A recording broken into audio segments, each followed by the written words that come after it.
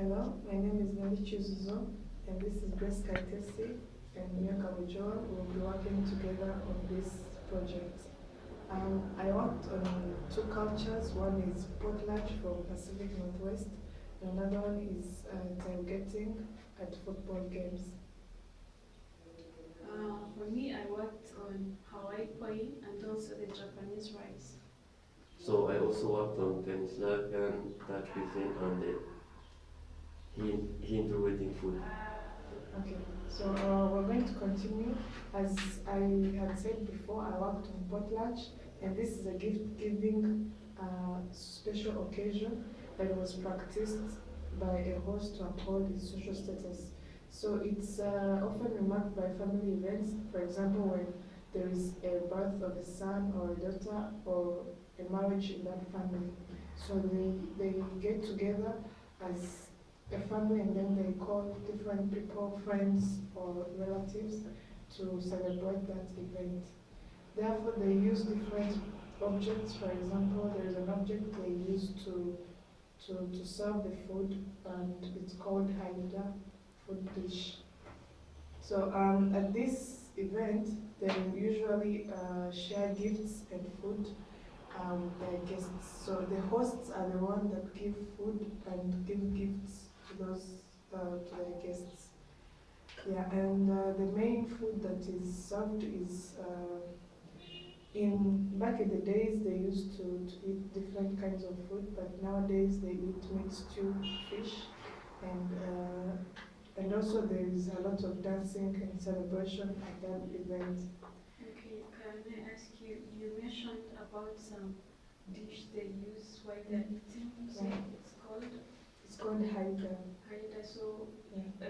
in the meals, in the other meals you just said about meat, do they also use haida? Or Yeah, haida was an object that was used back then, but now they use different objects. But for some who still have this haida object, food or food dish, they still use it. Yeah.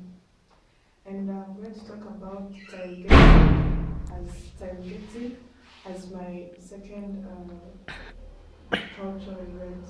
So this is an event that usually takes place before football games in the USA.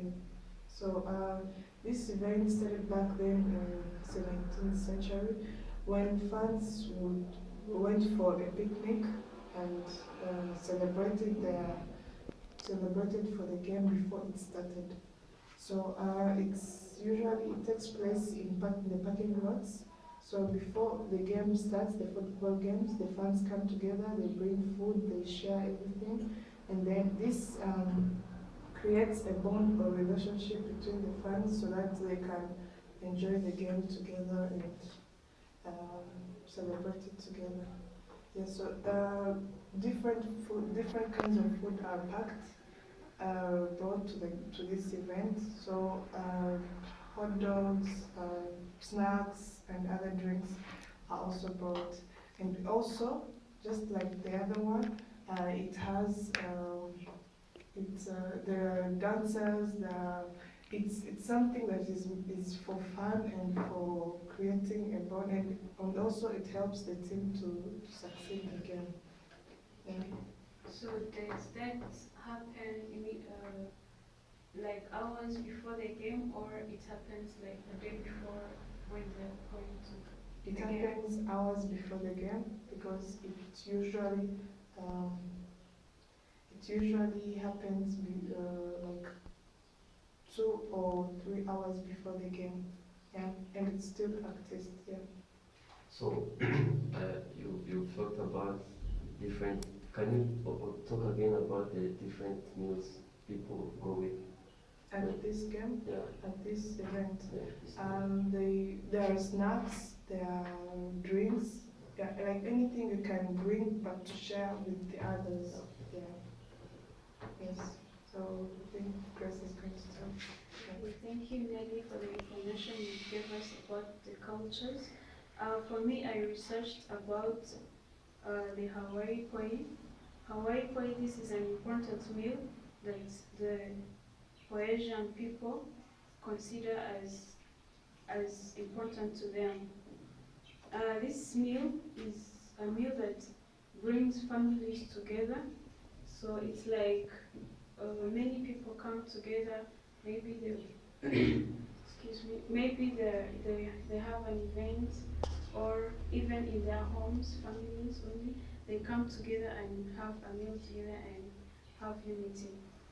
So something about this meal, to prepare it, it has some conditions you should be having.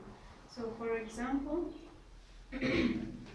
for girls, they cannot make the meals when their hair are not tied behind. The reason why they tie their hair is because they don't want to mix their hair. One of the hair can fall in food or something, so they make sure that they tie their hair in order to make the meal. And also the nail polish, they must remove all the nail polishes they have, and also if they are putting on rings or something, anything that is different, is on their hands, they must remove it so that the nail can be clean.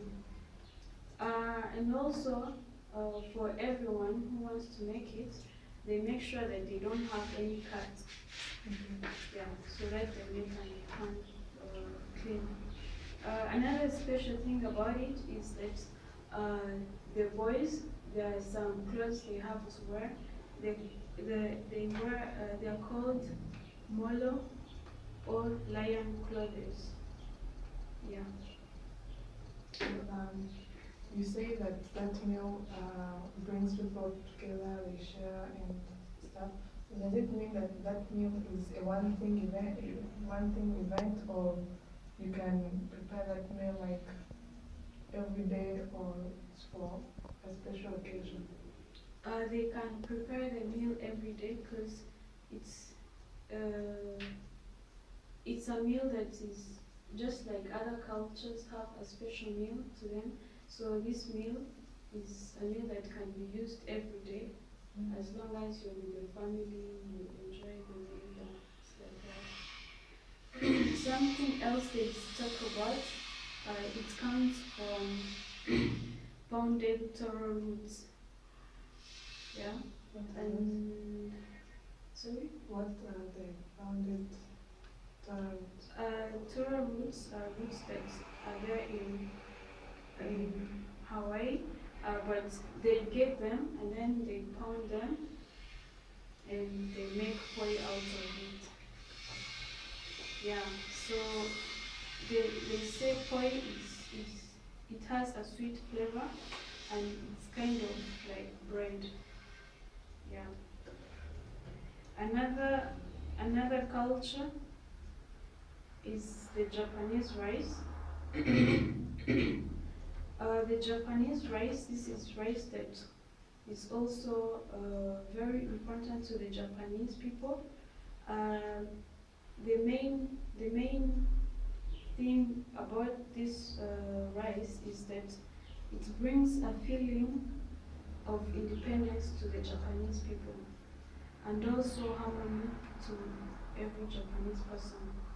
So this kind of meal is different. This rice, because in China they have this rice, and also there they have this kind of rice. But the difference between the Japanese rice and these two other cultural rices is that the Japanese rice must be dyed.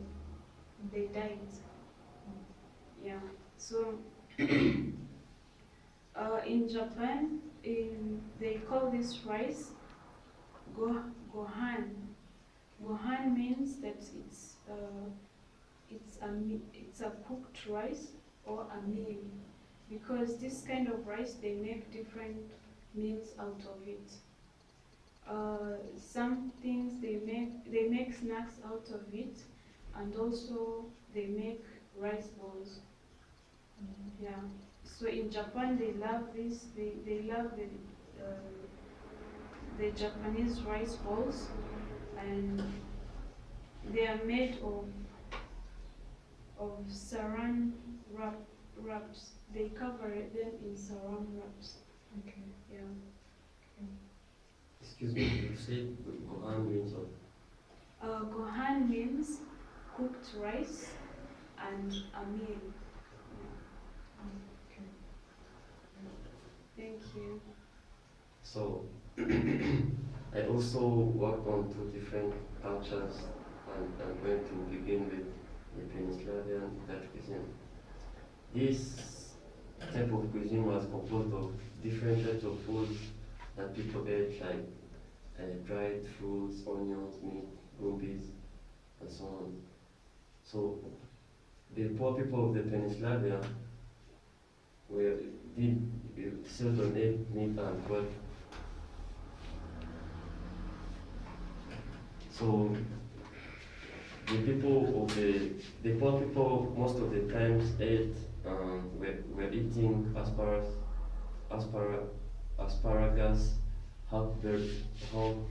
blackberries, and other herbs. Victorians wanted things to be in white sauce, and they looked down on their nose. So um, for entertainment in the Peninsulan cuisine, people were enjoying what they called a one pot dish. So this is a type of dish where people were surrounding the pot, and they were picking one to go and get something in the pot. Uh, for the picking of someone to go and get something, people were it was their own choice. So let me talk about the Hindu wedding food. So this food in this culture of the Hindu, they used to hang curtains. Um, so they used to hang curtains for the bride and groom during the wedding ceremonies. Coconut was used in the ceremony, and coconut was like a sign or a gift of divine to show that the wedding is blessed. So adding on that, they considered coconut to be like a symbol of prosperity in Hinduism. So other meals they used is rice, which played a main role in ceremonies. It was thrown on new couples as a sign of productiveness to their families. Right, I have a question there. So you say that that rice was thrown, like throwing on the couples. Yeah. So what did that actually mean? So it meant that it was like a sign of productiveness in the Western culture. Yeah. But in the Hindu, it was showing sustenance, of the family. Yeah. So adding on that, visitors were invited in those ceremonies to help in throwing the pieces of turmeric or colored rice to the bride and groom. It was a symbol of blessing to the new Hindu wedding food and the Peninsulan Dutch cuisine. So let me begin by talking about the Hindu wedding cuisine. No, the Hindu wedding food. So in their culture, they used to hang a curtain to hide the bride from the groom when a wedding ceremony started. Coconut was also used in their wedding ceremonies. Coconut was like a sign or a gift of divine to show that the wedding was blessed and the wedding ceremony was prepared by both families of the bride and groom. Additionally, they considered coconut to be a symbol of prosperity in their Hinduism culture. So Another meal they use is rice, which played a main Sorry role. to cut you short, but in every wedding they use coconut, or it's just some weddings they use. No, in their culture, coconut was used because they believed it's as a, like a symbol of prosperity, yeah, in the families, in new families. So let me go further and talk about rice. Rice, they considered rice as a main. No, rice was served in their traditional weddings or ceremonies. Uh, Rice was also thrown on new couples as a sign of productivity in the Western culture or tradition. But for the Hinduism, they considered it as a sustenance. So during the weddings or ceremonies, uh, uh, they invited both the families of the bride and the groom to attend the wedding. So that practice of throwing rice on the bride and groom was also considered as a blessing to them. Yeah. So more also brown sugar and paste of cumin were crushed and mixed together. After mixing them, they positioned it in a bitter leaf. So when the priest repeated mantra, the bride and groom were putting the leaf on each other's head. So this symbol was, it showed sweetness or bitterness. It was symbolizing that it was not only the prosperity or blessings like the coconut. So as I highlighted before, in Hindu's culture and in Hindu's weddings and food, rice was considered as a symbol of fertility.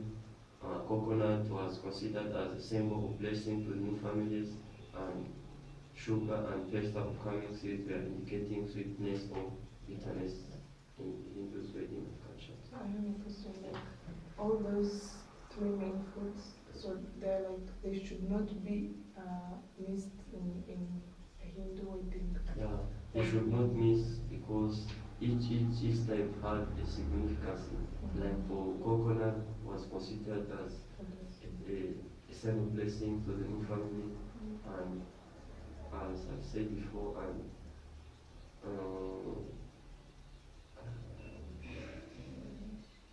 as I've said, coconut was also considered as a sign of prosperity. So let me also talk about the Pan-Slavian Dutch cuisine. So this cuisine was composed of different meals or foods like the onions, meat, casserole of shredded cabbage, ham hocks, and dumplings, and also the toasted pasta, similar to chewed dried apple. So in the Venezuelan Dutch cuisine, the poor often ate meat, and in contrast, the rich were consuming rabbit placed in wine and hazen pepper, or the buckwheat Dutch. So in the cuisine, the funnel cakes were considered by a lot of people to be itchy Venezuelan Dutch. Sorry, you said Uh, funnel cakes. Funnel cakes, these people of the Venezuelan considered it to be an itchy Venezuelan Dutch.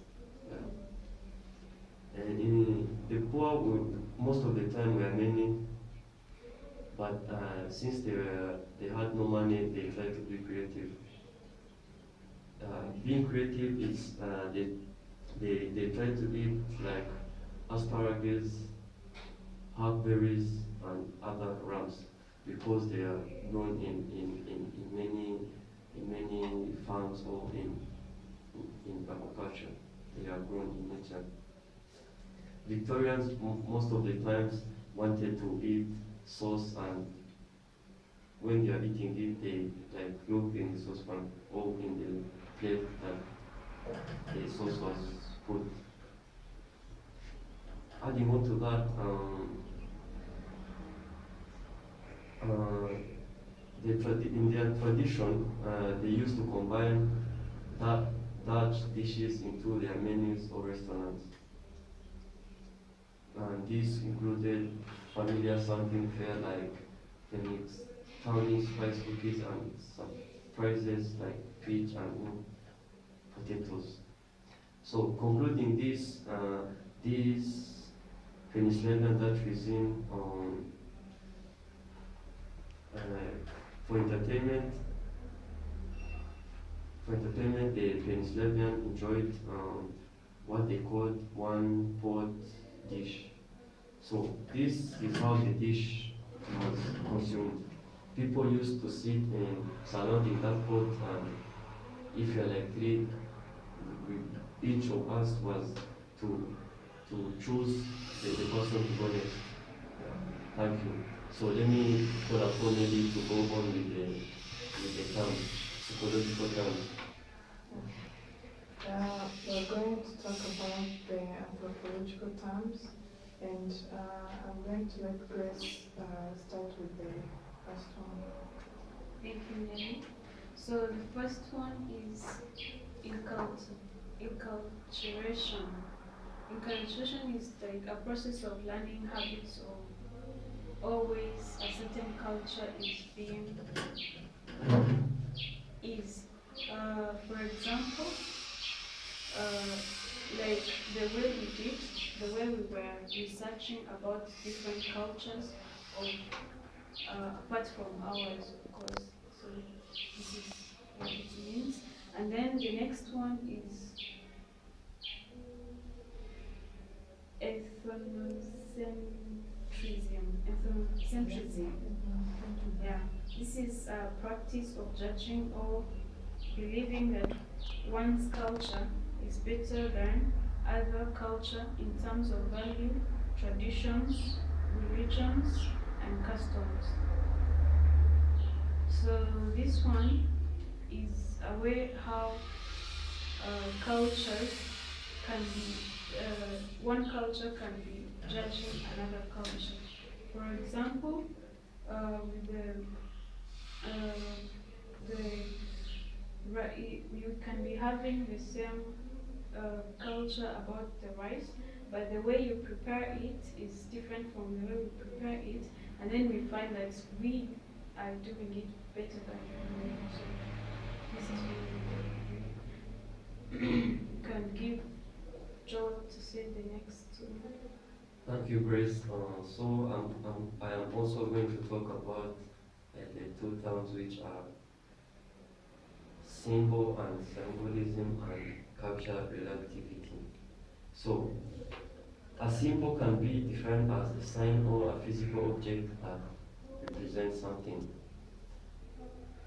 And that something should have a cultural significance. For symbolism is a study of different cultural symbols to understand how they are interpreted. So this You mean like if it's a symbol of a certain culture, do all cultures have symbols? yeah, all cultures have symbols, but they differ. They are different. If, for instance, I'm from the Western, I'll have different symbols that are comprehended by people of the West. Yeah. So, cultural relativity, this is how one can understand people's culture as much as his or hers. When considering this cultural relativity, you consider beliefs, values, and traditions. Yeah. So let me call upon Nelly to continue with the other two terms. Okay, thank you, Joel. The next terms are subculture and rituals. So a subculture is a group that has its own values and rules that are different from the majority of the society. So this means that there is a culture, like for example, the Pacific Northwest, the one that I have been talking about. So that's a culture. But if it has other small cultures within that small culture, those are the subcultures. Yeah. The next one is ritual. Rituals are the actions that are performed in ceremonies or in events of different cultures. Yeah, so every culture has its own rituals because cultures are different, so as well as the rituals are different. Okay. Yeah. So I think we're going to talk about our field logs as our next discussion. So let me start from maybe Joel. Yeah. Tell us. So, in my field log, I conducted a research and I asked more than one grandfather. So, the reason of asking them is because they had the knowledge, more knowledge than me in what I was researching about. I asked them different questions like when first of all I talked about Bugwaga, which is a local beer that was served in weddings and ceremonies in the Rwanda tradition. So I focused on different questions that will help me to gather information on how it was made and when and why it was served in weddings. So in the Rwandan culture, in what I asked, they told me that in the Rwandan culture, Rugwaga was served alongside different dishes like Elijumba, Imyumbati, and Amatesi. So let me talk about how this local beer was manufactured. So they had to get bananas and try to squeeze them. They squeezed them in in Gwenjero. Yeah, they squeezed it in Gwenjero, and after squeezing the bananas, they had to create a juice which later they mixed it with yeast, which was sodium, and they kept it for some days for fermentation to take place. Yeah. That's what I gathered in my field log, and I asked them why if this was the beer that was served in ceremonies. And Can I ask, is Ugandino like a bucket or something else? It's in form of like a bucket which is big. Yeah, Okay. they used to put bananas and they squeeze them from there. Yeah. For how long the beer until it's long? They kept it for 4 days, Okay. and fermentation would take place in those 4 days. Yeah. So I asked why this beer was the one served in weddings, and he told me it was not only served in weddings because in the long even in the culture it was always prepared so that when you get a visitor you serve him that. Yeah. So when I was visited without that bill, people were condemning me or what they call kuneguna. Yeah. And let me call upon Nelly to continue. Okay. Thank you, Joel. So I researched about milk, which is known as amata in Rwanda, and I went to one of the experienced or oldest man in our neighborhood, and they explained to me how milk was considered or was valued in the Rwandan culture. So he explained to me that it was taken as a symbol of, or milk was always symbolized wealth and prosperity in the Rwandan culture. Yeah, so when I went to talk to him, he told me that it's very good. It's a perfect time because the previous day he had attended a wedding, and he told me that milk is in weddings. Weddings are some of the events that milk is served or is consumed so much. So he told me that the best part of weddings is the last part, which is called Uskikura in Kinyarwanda, because that's when milk is served is given to the bride and the groom, and then the bride and the groom they give milk to children, which is a symbol of which also says that they are welcoming children in their family. So I continued by asking him a couple of questions, and some of the questions was that why is milk given such a great value in the Rwandan society? And I explained that first of all, milk consists of special nutrients which help the body to grow very well, and it helps those who are sick to heal. And also, he explained some of the materials used while milking. And Excuse me, so you said milk helps people to heal.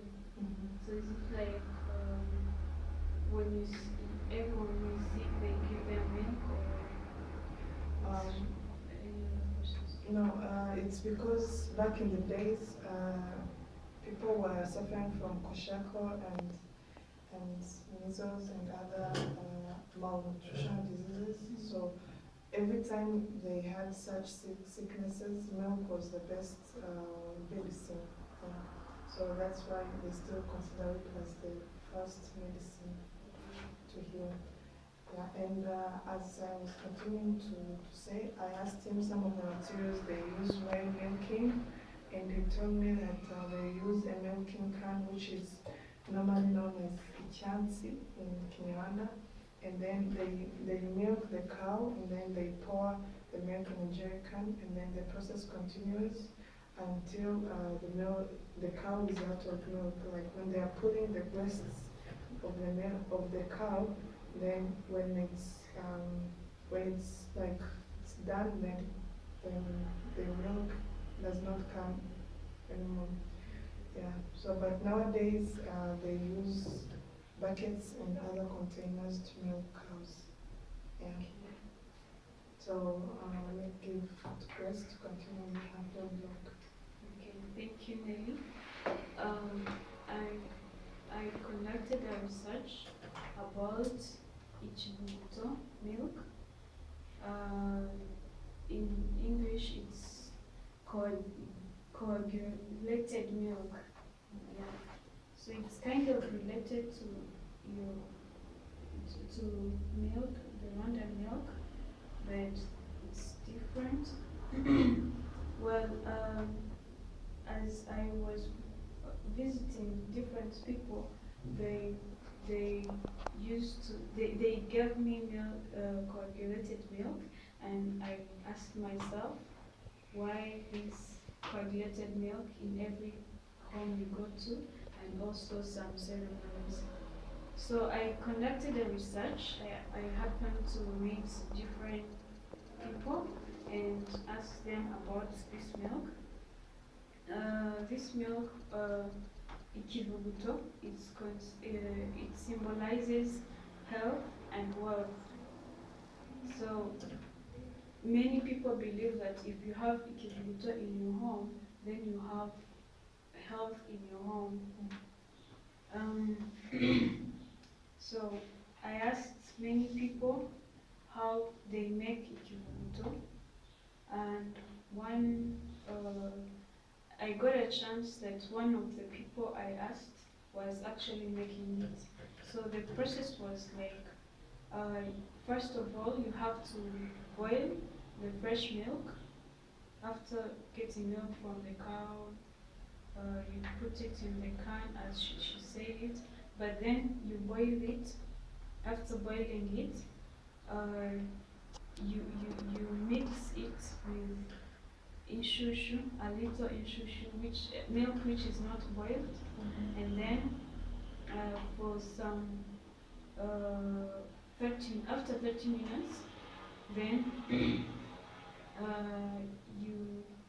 you get that milk and put it in a can and leave it to cool for at least a range of 12 hours to 14 hours. So after this range, you get that milk, then you start shaking it so hard so that it starts to what? Is it like to, it condenses and then? Yeah, it condenses and then it becomes the real kivuto. Okay. Yeah. So it can take you 1 day to make a kivuto. Yeah. So I asked them like the requirements, the materials or ingredients they use. It's just the fresh milk. Then you get the saucepan and 1 can and then a jerry can which you're going to use to shake. Those are the only materials. Then I was like curious about the people who make it. Yeah, I was curious, was it only specific people who make it or everyone is allowed to make it? Then they were like, anyone can make it. Anyone can make ikibuto, but you can either make ikibuto for a living because it symbolizes even wealth. So many people do it and sell it to different people, and others make it. So some of the ceremonies they use ikibuto is in weddings. So there is this part where the bride and the groom and also the young children go in one room and then they serve them ichibubuto. So the bride and the groom, they get the ichibubuto and they start serving the young children who are also in the room. This shows how the bride and the groom are going to be taking care of the health of their children. Yeah. So and then ichibubuto also is used as medicine. It's when someone is having, maybe is being poisoned by anything, then they give that person first aid as ikibubuto so that the person can either vomit the poison or the poison doesn't damage the person's body. Lastly, in Rwandan culture, when people are sharing ikibubuto, there are some common words that they use. So, like when many are sharing, one can tell the other that urakagira inka, which means that may you own cows. So this shows that this person is like telling you to have cows because cows, that's where you get milk and then you get ichibubuto and everything. Yeah. So mainly that's what the information I gathered from ichibubuto. Thank you. Okay, yeah. And this is the end of our presentation. And we were working on Guess Who's Coming to Dinner, the project. And so we've learned a lot from each other through the discussions and asking questions, yeah. So this is the end of the presentation. Thank you.